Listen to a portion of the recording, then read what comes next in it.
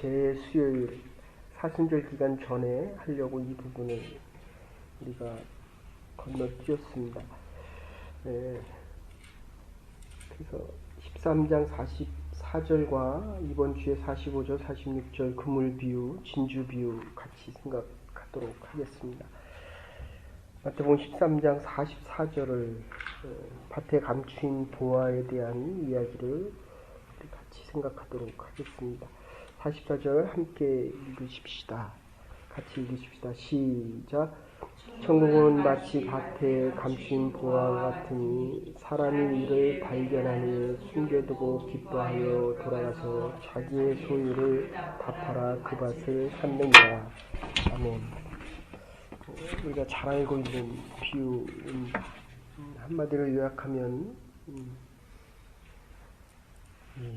옛날에는 은행이 없었기 때문에 가진 소유를 땅에 묻어두는 분들이 많이 있었습니다. 그래서 묻어둔 것을 자식에게 얘기하지 못하고 세상을 떠나게 되었을 때 밭을 갈다가 우연하게 그 땅 속에 묻혀 있는 보화를 발견하게 된다 하는 이야기입니다.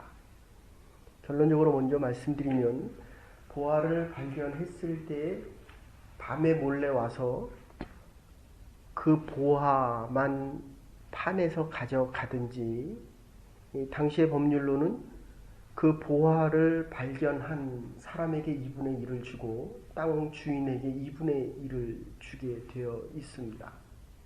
그러면 주인에게 얘기하면 최소한 2분의 1은 가져갈 수 있는데,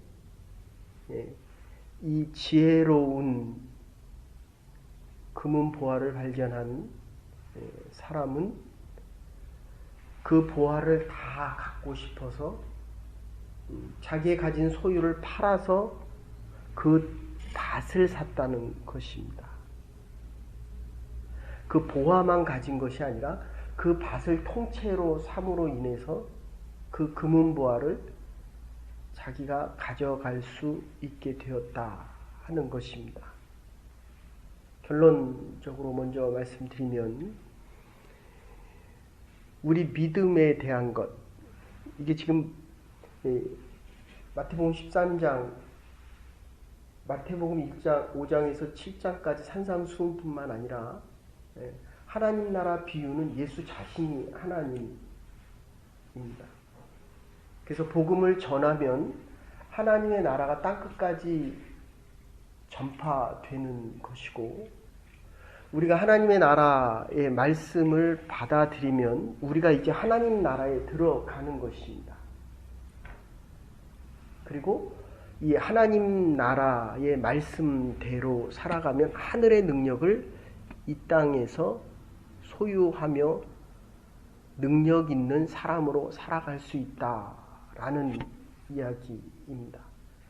좀 더 확장을 시키면 교회에는 행정도 있고 조직도 있고 말씀 선포도 있고 봉사도 있고 양육도 있고 여러 가지가 있는데, 우리 부족한 사람들이 모여서 하나님의 교회를 세워나가기 때문에 부족한 부분이 참 많습니다. 그럼에도 불구하고 교회를 하나님의 나라의 표징, 하늘과 땅의 이 연장선, 하늘과 땅을 하나로 묶을 수 있는 것은 하나님이 세우신 하나님의 교회밖에 없다. 그러니까 교회에서 이루어지는 모든 일들이 부분적으로 부족한 부분이 있을지라도 하나님께서는 하나님의 교회를 통해서 하나님 나라를 확장시켜 나간다 하는 말씀입니다. 여러분들 백치 아다다가 계영 씨가 쓴 백치 아다다에 보면 거기 자기 딸이 말을 잘 못합니다. 아다다 합니다. 그래서 아버지와 엄마가, 부모님들이 아다다에게 논 면마지기를 주면서 그 마을에 있는 한 청년하고 결혼을 시킵니다. 그런데 그 논 면마지기를 가지고 아마 주롱이라고 하는 이 청년이 그 집이 이제 잘 살게 되니까 아다다를 계속 구박을 합니다. 그리고 밖에 나가서 다른 여자를 만나서 새로운 가정을 꾸리면서 백치 아다다를 쫓아내 버립니다. 근데 집에 돌아왔는데도 병신이라는 것 때문에 계속 구박을 받고 부모로부터 이렇게 집에 다시 돌아왔다는 것 때문에 멸시를 받습니다. 할 수 없이 그 동네에서 백치 아다다를 좋아하는 청년과 함께 집을 나가 버립니다.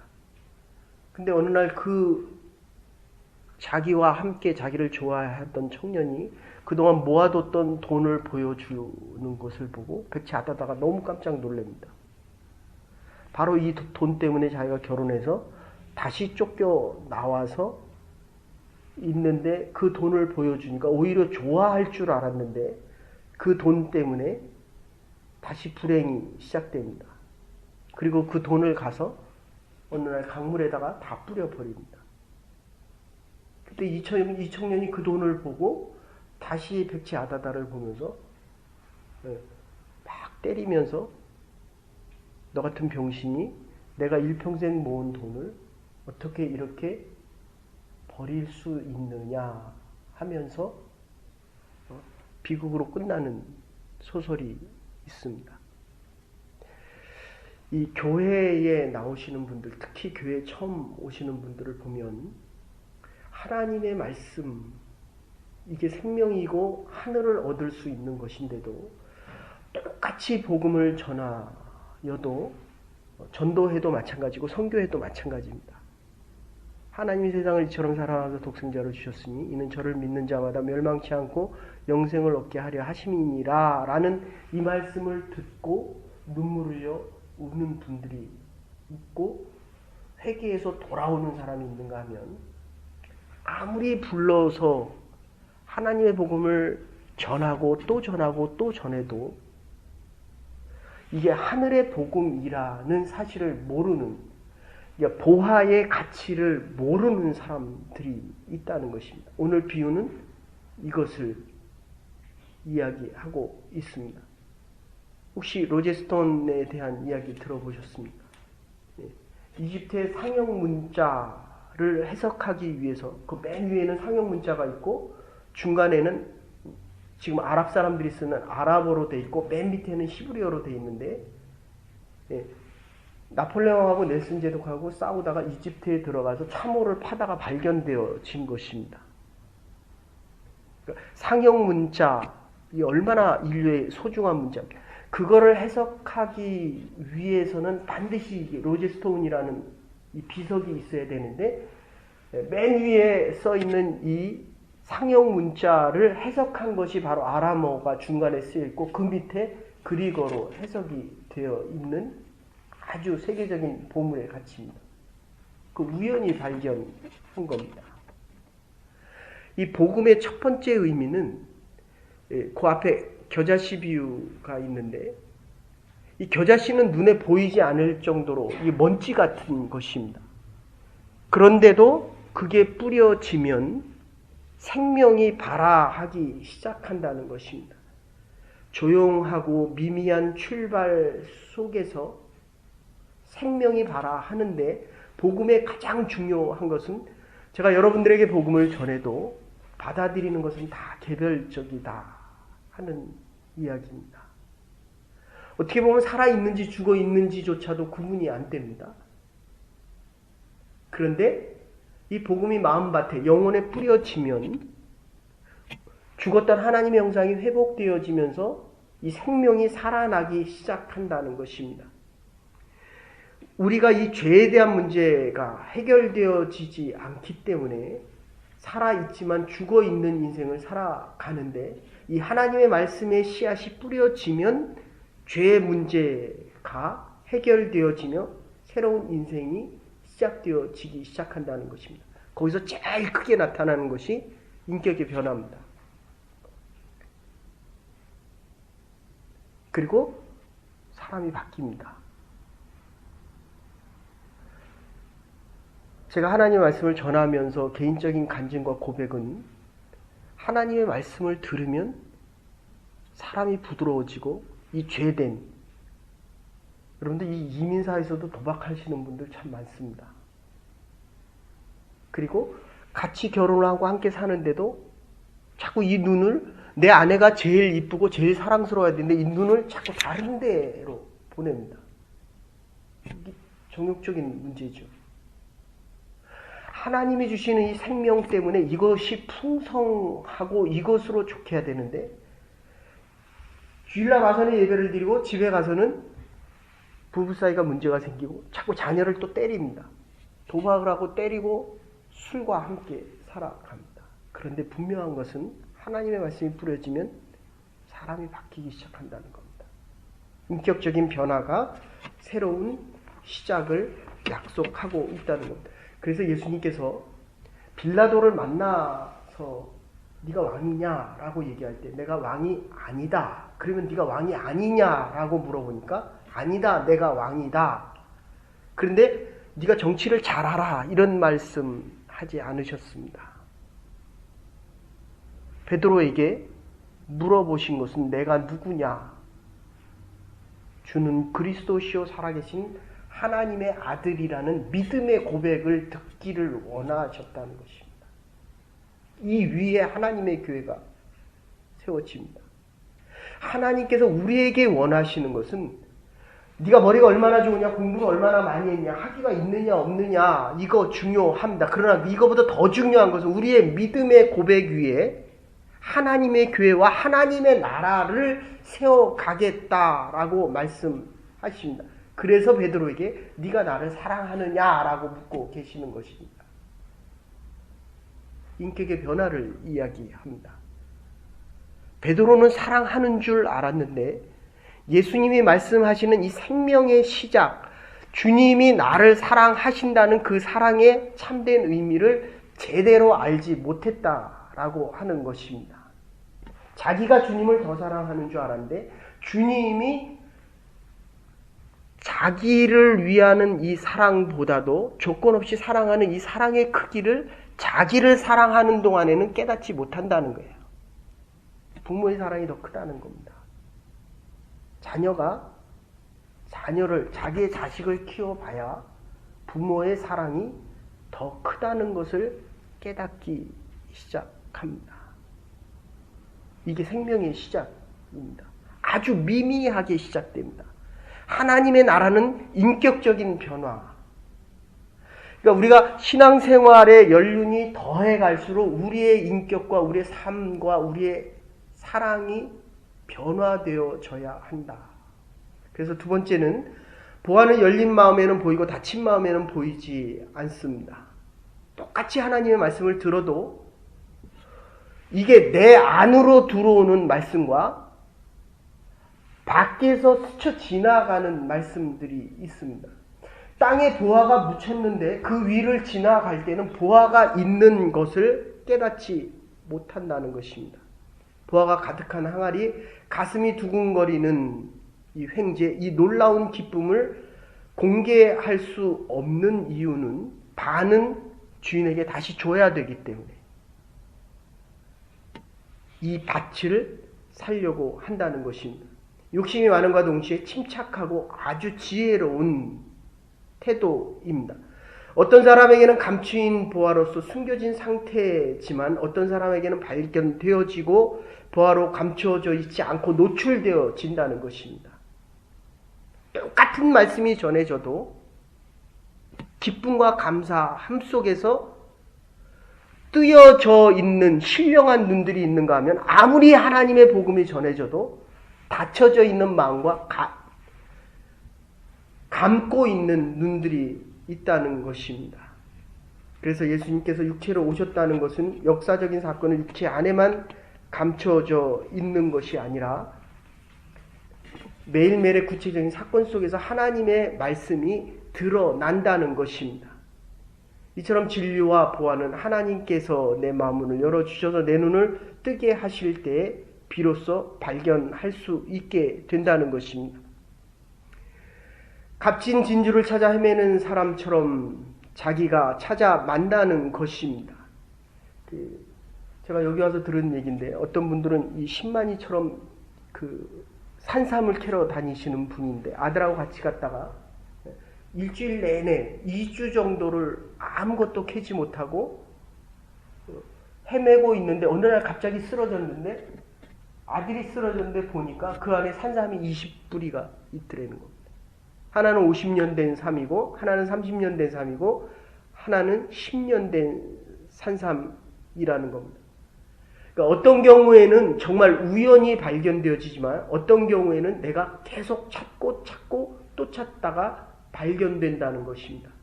그런데 중요한 것은 하나님의 나라에는 결코 우연이 없다는 것입니다. 내가 결심을 하고 하나님의 비밀을 찾기 위해서 하나님 나라 부활을 찾기 위해서 나왔을지라도 그것은 하나님의 계획과 섭리 안에 지금 우리가 나와서 하나님 앞에 예배드리고 있는 하나님의 교회의 일원이라는 것입니다. 하나님의 계획 속에는 결코 우연이 없다는 것입니다. 그래서 세 번째, 하나님의 천국의 값진 보화는 인생의 한복판에서 하나님을 만나는 것입니다. 우리의 인생의 길에 있어서 내가 모르는 길을 가고 있지만 하나님께서는 아시고 인도하고 계시고 나의 길 계획 속에서 하나님의 역사의 한복판에서 우리가 하나님을 만나게 된다는 것입니다. 본 것만이 아니고 들은 것만이 아니고 우리가 경험한 모든 것이 하나님께서 준비하고 예비하시는 것이라는 겁니다. 보화를 발견한 후에 보화를 자랑하는 것이 아니라 보화를 발견한 후에 보화를 주신 그 하나님의 뜻이 뭔지 이것을 알아야 하는 것이 하나님의 계획입니다. 하나님의 영광을 실컷 취하고 영광을 주신 분을 모르는 것이 아니라 하나님께서 주신, 여러분들 탕자 보십시오. 탕자가 실패하고 돌아옵니다. 그러나 그의 아버지는 변함이 없었습니다. 우리는 우리의 실패에 대해서 너무 연연해야 합니다. 그러나 그 실패도 하나님 계획 안에, 하나님 뜻 안에, 하나님의 나라 안에 있다는 것입니다. 그렇다면 우리의 성공도 하나님께서 이미 계획하시고 주신 하나님의 뜻이 먼저라는 것입니다. 이게 오늘 보화의 비유의 진맥입니다. 그리스도의 복음은 나의 것으로 삼지 않은 상태에서 복음이란 마치 묻혀있는 보화 위를 무감각하게 지나가는 것과 같습니다. 발견되어진 보화를 나의 것으로 취할 수 있어야 합니다. 그러기 위해서 가장 필요한 것이 당연한 대가라는 것입니다. 결코 공짜로 얻겠다는 마음을 가져서는 아니 됩니다. 정당한 방법으로 필요한 값을 지불할 수 있어야 합니다. 한없는 기쁨과 이 보화를 위해서 당연히 수고와 노력이 있어야 되고 애씀이 있어야 되고 이 애씀 속에서 당하는 기쁨이 있는 것입니다. 더 큰 소유를 위해서 작은 것을 포기하겠다는 것입니다. 예일 법대를 나온 로버슨 목사님이 예수님을 만나고 이제 나중에 만나고 나서 목사님이 되셨는데 어느 날 들어오셔서 아내한테 그러더라는 거예요. 내가 하나님을 만났소요. 그리고 여기 외국 사람들 집에 가면 그 좋은 술들 많이 진열해 놓지 않습니까? 그걸 뚜껑을 다 따서 버리기 시작하니까 아내가 그렇게 얘기하더래요. 이 비싼 술을 도대체 당신이 왜 버리느냐? 그분이 그러더라는 거예요. 내가 예수 그리스도를 만났기 때문이요. 여러분, 우리가 인생을 살아가면서 예수를 믿는다는 것 때문에 무엇을 버리고 계십니까? 버려야 할 것을 버리고 있습니까? 아직도 버리지 못한 것이 무엇이라고 생각하십니까? 그래서 하나님께서 우리에게 주시는 것 중에 가장 소중한 것은 보화를 얻기 위해서 밭을 샀다는 것입니다. 우리가 신앙생활 해나가면서 이 교회는 반드시 필요합니다. 교회에서 행하는 모든 것들이 밭을 사기 위한 대가를 지불하고 있는 것입니다. 성경도 창세기부터 66권까지 다 읽을 수 있어야 합니다. 맛을 사는 것입니다. 보화를 얻기 위함입니다. 오늘 우리의 수고가 하나님께서 주시는 이 보화를 얻기 위한 수고와 노력과 애씀 속에서 정말 하나님이 주신 가장 소중한 것을 위해서 우리의 작은 것들을 팔아서 믿음의 밭을 살 수 있는 하나님의 복된 사람들 될 수 있기를 주의 이름으로 축원합니다.